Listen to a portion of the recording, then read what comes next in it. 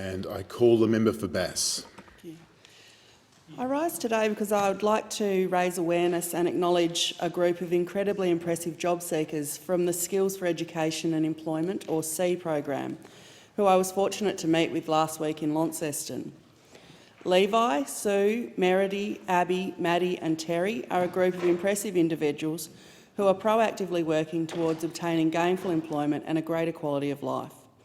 Many are also giving back to their community outside of their work-seeking obligations, and I'd like to give a special mention to Abby, who spends a considerable amount of time volunteering with the Salvation Army.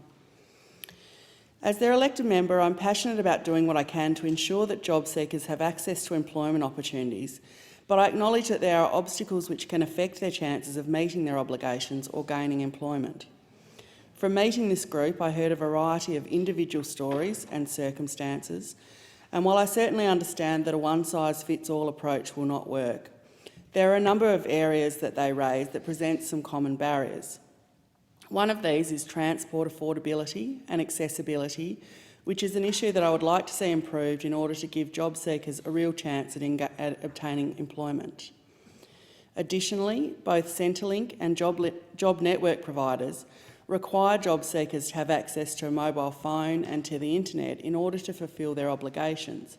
But for many of these job seekers who are already disadvantaged, the cost of having a mobile phone or internet at home can be prohibitive, which in turn affects their chances of gaining employment.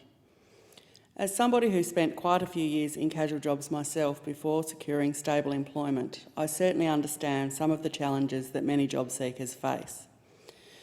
I'm proud of the Coalition Government's continued investment in jobs and growth in my electorate of Bass, but I will continue to raise these issues with my colleagues and with my state colleagues in an effort to create some meaningful change in these areas.